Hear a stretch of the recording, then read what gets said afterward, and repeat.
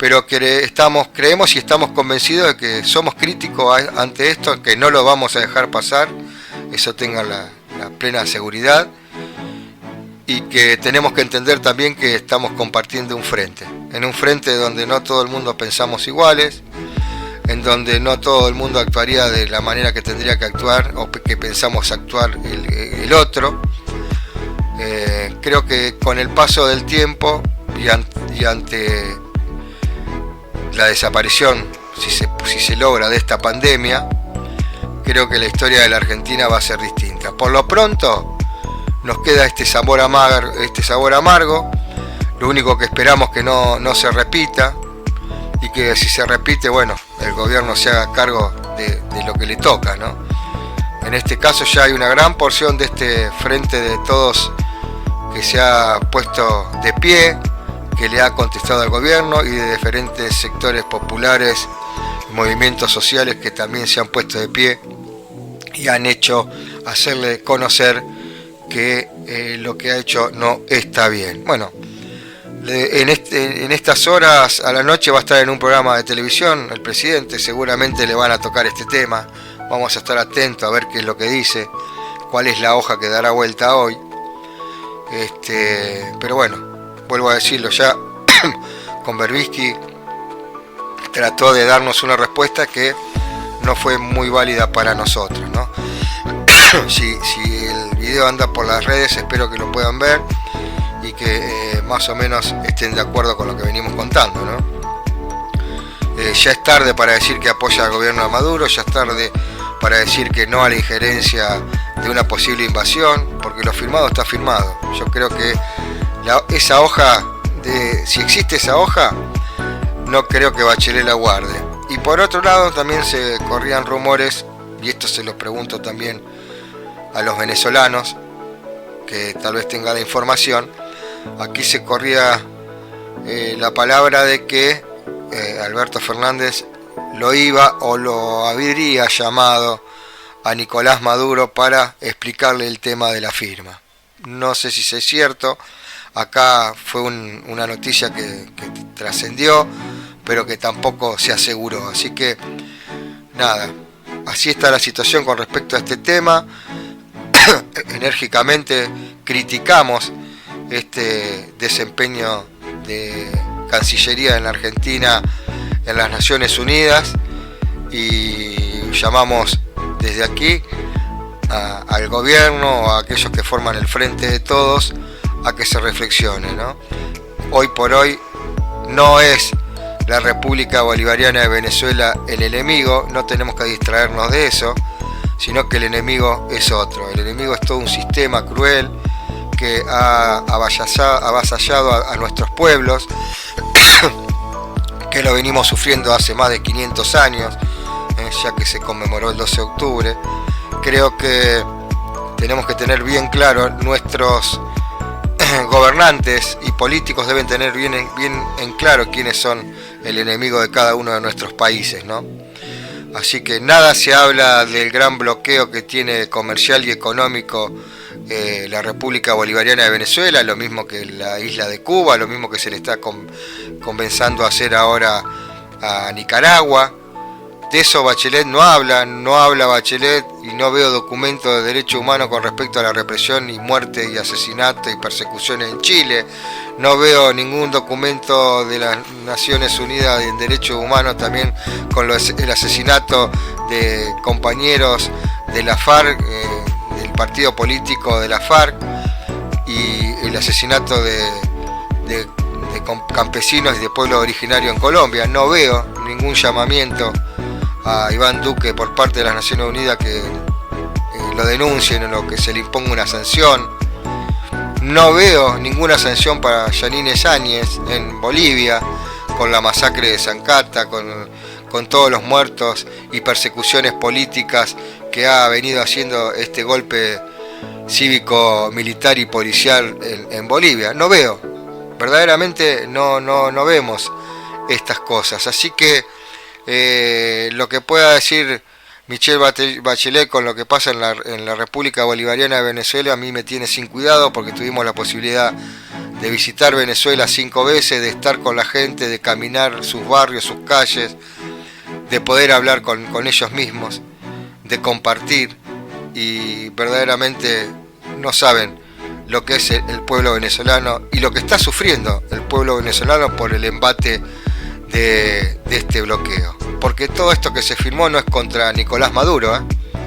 Todo esto que se firmó se lo hacen al pueblo de la República Bolivariana de Venezuela, que tiene el mismo derecho de todos nuestros pueblos a vivir en paz y a decidir cómo quieren vivir. De todas maneras, será quien le recrima al gobierno de Venezuela, será su propio pueblo y no nosotros desde afuera, decir qué tiene que hacer Nicolás Maduro o qué no tiene que dejar de hacer Nicolás Maduro.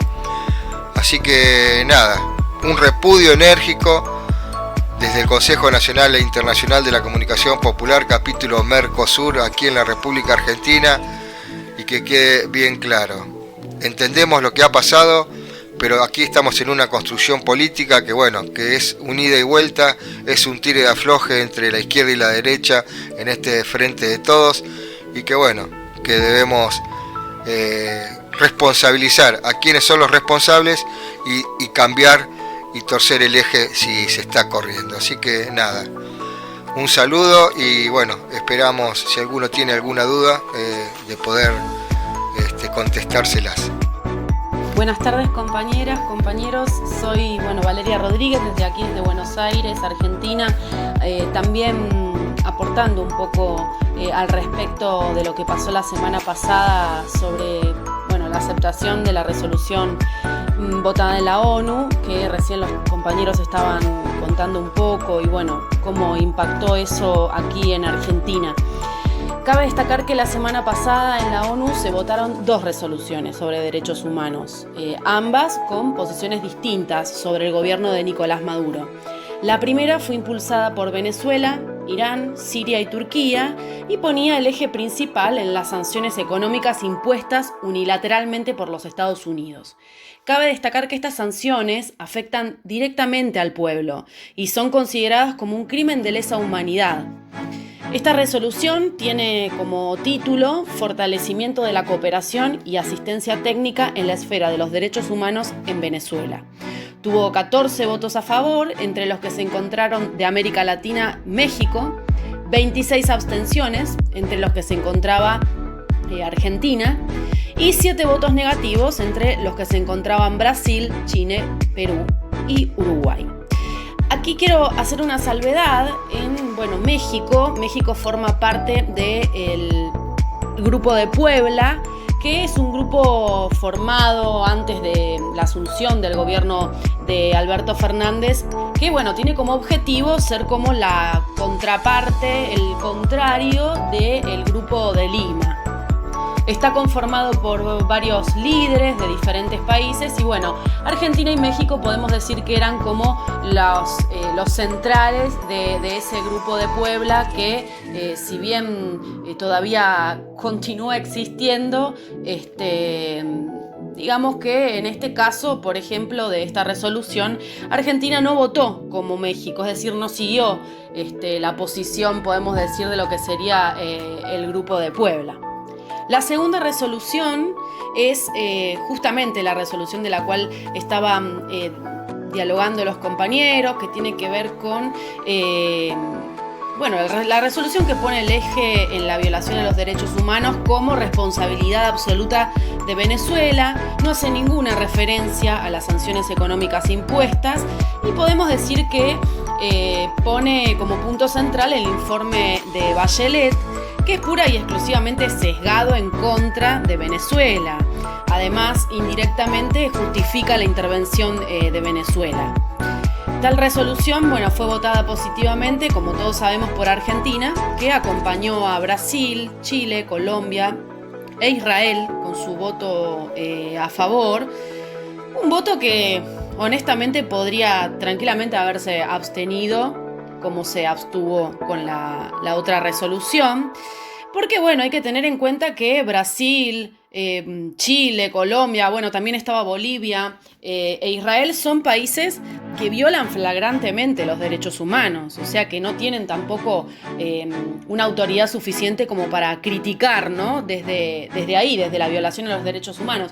Y algo que me resultó muy llamativo es que esta resolución en ningún momento habla sobre las sanciones económicas, que las sanciones económicas han sido por parte de Alberto Fernández un tema bastante central en varias de sus presentaciones oficiales, en donde estuvo dialogando. Siempre se mostró reacio a las sanciones económicas, las criticó inclusive, pero en este voto no hizo lo mismo, sino que siguió, podemos decir, las posiciones dirigidas por los Estados Unidos, podemos decir, ¿no? Acá está presente Israel, que Israel es un satélite de los Estados Unidos y que es, podemos decir, quien señala el camino a seguir en este caso de la votación de esta resolución.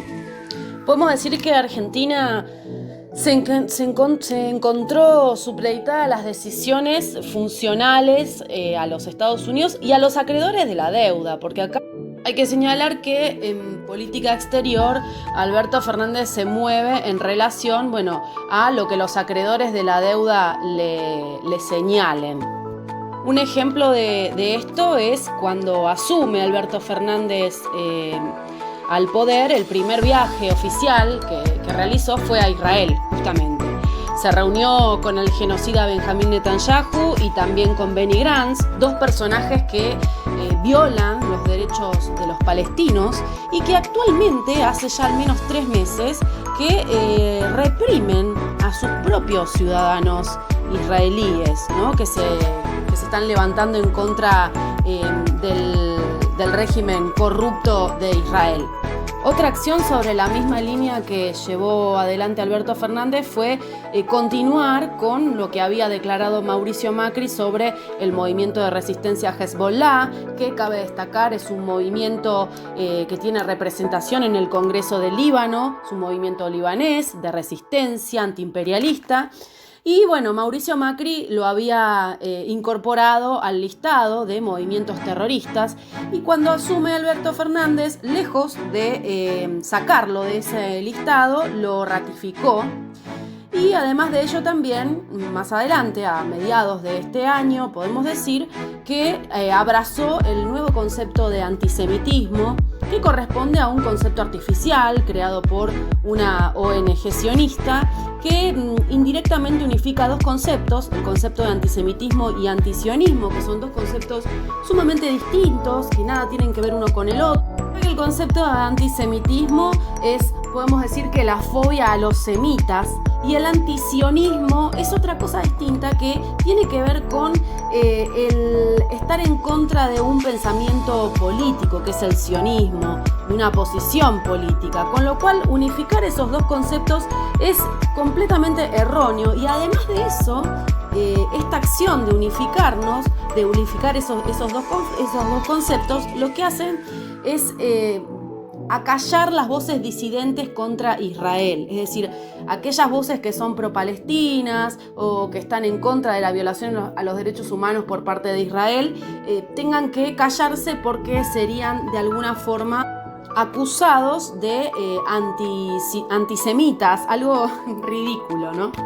Pero volviendo a lo que veníamos hablando antes, el gobierno de Fernández se mueve en relación a lo que los acreedores le dicen, porque justamente Israel tiene una fuerte influencia en los acreedores de la deuda argentina, de la deuda externa argentina. Hay que aclarar que si bien el Frente de Todos fue un frente creado por diferentes partidos políticos y lineamientos que estaban justamente en contra de Mauricio Macri para evitar que Macri volviera al poder, y no se puede ser condescendientes, hay que ser críticos con ciertas acciones que no nos benefician como región, porque hay que tener en cuenta que la liberación no viene sola, no es de manera individual, sino que es de manera colectiva. Y mientras sigamos bajo el ala imperialista, lejos estaremos de esa liberación. En este caso creo que la decisión de la compañera Alicia Castro de retirarse de su cargo como embajadora argentina en Rusia fue muy atinado y demostró que no todo el mundo está de acuerdo, que no todas las compañeras y compañeros están de acuerdo en lo que tiene que ver con la política exterior argentina. Hace un tiempo el periodista Víctor Hugo Morales le preguntó a Alberto Fernández ¿por qué seguimos en el Grupo de Lima? Y Fernández le respondió que no participáramos aunque formáramos parte del Grupo de Lima. Lamentablemente la votación de la resolución de la cual veníamos hablando anteriormente no demuestran lo que dijo en ese momento, porque se votó exactamente igual como votaría el Grupo de Lima. Por otro lado, y un poco en relación a lo que decía antes de la liberación colectiva, quería señalar que, en lo que es Venezuela ha comenzado un proceso de reunirse, de aliarse, de cooperar políticamente con países que son contrarios a las políticas norteamericanas e israelíes, como es el caso de Siria, como es el caso de Rusia, como es el caso de Irán. Y por supuesto que eso es visto de una forma muy preocupante por parte de los Estados Unidos y de Israel, que de ninguna manera quieren que haya un avance en relación a esos países justamente en América Latina, porque eso llevaría a que América Latina tuviera otra posición distinta para con las políticas imperialistas e injerencistas de los Estados Unidos. Respecto a esto, Venezuela e Irán demostraron que cuentan con la decisión política de saltear las sanciones económicas unilaterales que impone los Estados Unidos, que les impuso tanto a Venezuela como a Irán, también como a Siria y a muchos otros países más, como Palestina también.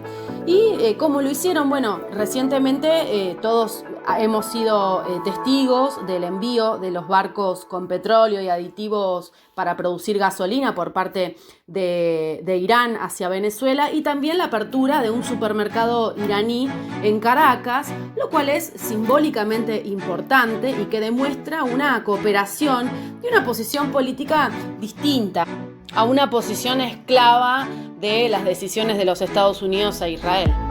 Como decía antes, el avance de estos países y sus relaciones de cooperación son el principal desafío para los Estados Unidos y los sionistas.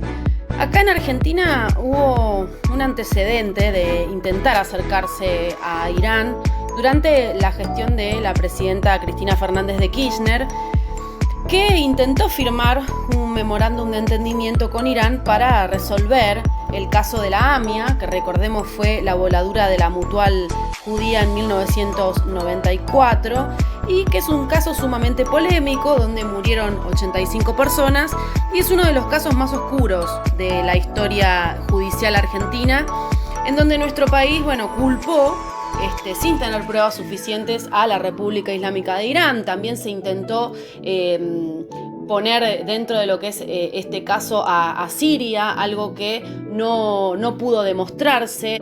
Inclusive ha llegado a inmiscuir a otros países, como es el caso de Gran Bretaña, cuando Argentina solicitó que se entregara a un diplomático iraní a la justicia argentina porque estaba acusado de haber formado parte de esta voladura de la AMIA, y cuando el gobierno inglés solicitó al gobierno argentino que presentara las pruebas, no lo presentaron, con lo cual el gobierno de Gran Bretaña sancionó a Argentina por no haber presentado esas pruebas para poder enviar a este embajador iraní a la Argentina.